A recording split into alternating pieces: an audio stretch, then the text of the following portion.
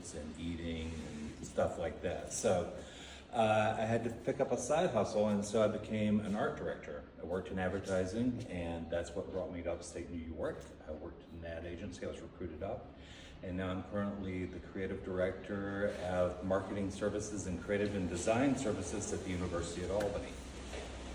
And there's somebody coming in the door I was just waving at. Today we're here to talk about my work, and this is the latest iteration of my work. We have American Daddy.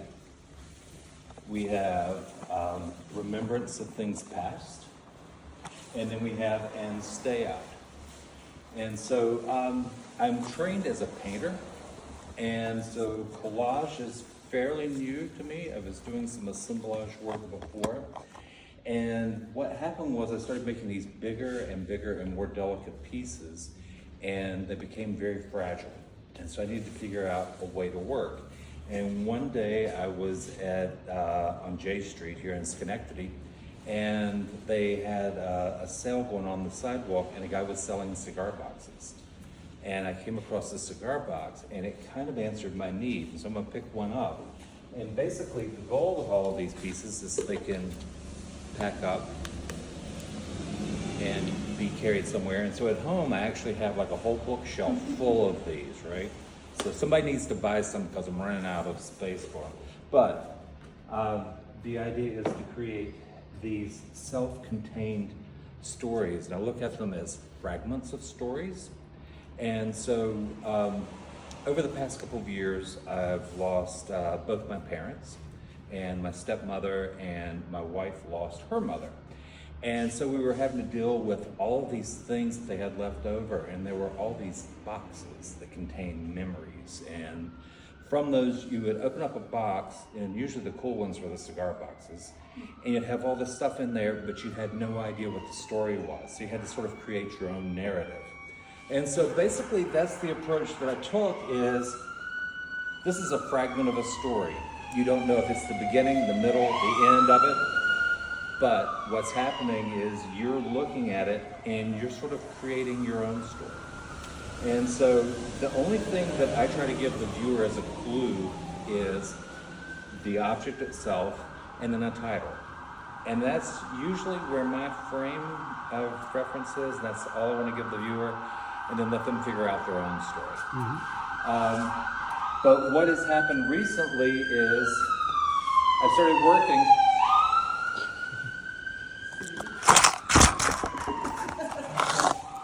Oh my God, the panic.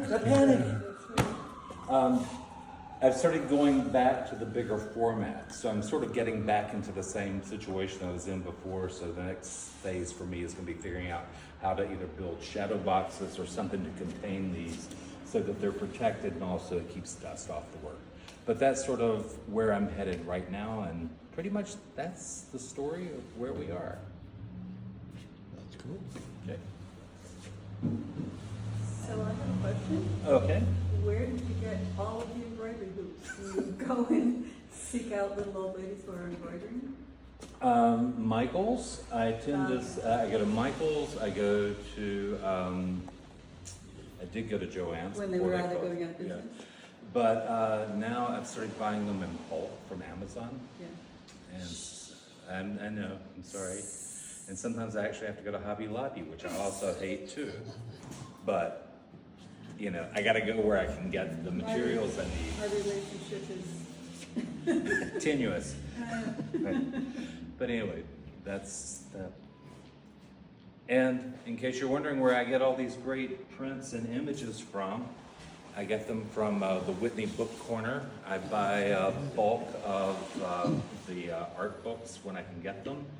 And then the photographs come from various sources, from antique stores. I've bought them on eBay, I've bought them on Etsy, and they're coming from Canada, they're coming from Europe, they're coming from all across the United States. So. And your, let's see, the question I wanted to ask is, you are in advertising. Have you always had an art background or an interest in art? That's what my degree is in. Okay. Yeah, I have a fine arts with a concentration in painting. Oh, wow. Is my degree. degree. And so, like I said, my kids needed to eat, so that's how I wound up getting into advertising. And so I was being interviewed once, and they said, what's the difference between a fine artist and a graphic artist? And then one eats. Right. And so that was the big reason behind that. So, yeah, the day job underwrites the art. Mm-hmm. And inspirations of other artists or? Oh, yeah. It's a great. You told me I should talk about that.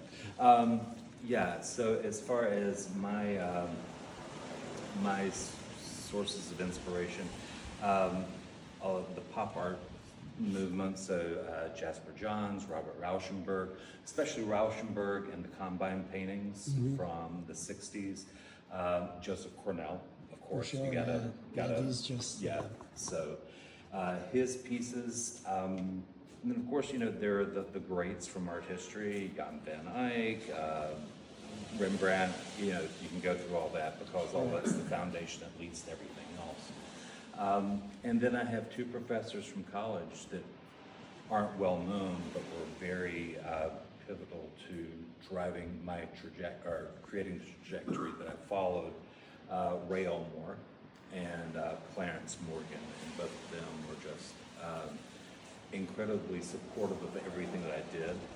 And even when I was in school, I was embedding objects into my painted surfaces. And so they were always supporting me in bringing that forward. We didn't know where it was going, but they were always there to help me figure out how to make things happen. That's true. I remember years back at the Stockade Art Show, you had paintings. Right. It's all coming back to me now. Yeah, so, and that's how, the pieces that you saw at the Stockade Art Show, those are the ones that were so fragile and were breaking.